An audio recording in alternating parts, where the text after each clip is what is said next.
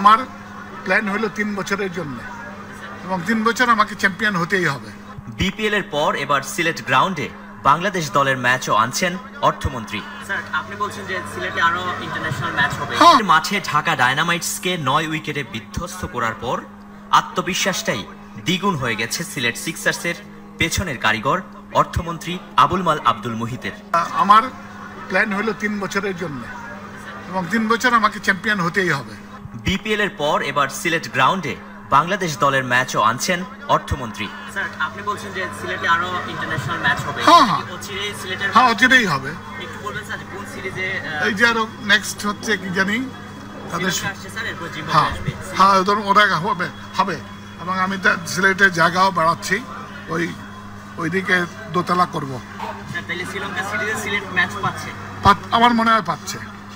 This is one of the best grounds, cricket ground হিসাবে এটা সবচেয়ে ভালো। টিকিট নিয়ে হতাশ সিলেটের মানুষের জন্য অপেক্ষার কথা বলেছেন তিনি। So number of tickets can't be increased at the moment.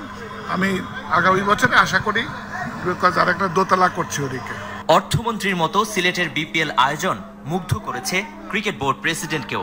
আমি সত্যি খুবই আনন্দিত, আমার খুবই ভালো লাগছে যে এই পরিমাণ দর্শক। এটা কিন্তু ঢাকার বিপিএল এর যে খেলাগুলো হয় এরকম এর অর্ধেক দর্শকও হয় না। সো এই যে দর্শকের এত উৎসাহ সিলেটবাসীর, এটা আমাকে খুব আনন্দিত করেছে। যেহেতু সিলেটের মানুষের এত আগ্রহ ক্রিকেটের প্রতি, সেই জন্য আমরা চাচ্ছি যত তাড়াতাড়ি সম্ভব এই জিনিসগুলো যদি আমরা করে ফেলতে পারি, তাহলে আমরা এখানটায় সব ম্যাচগুলো আরো অনেক বেশি ম্যাচ আনতে পারবো।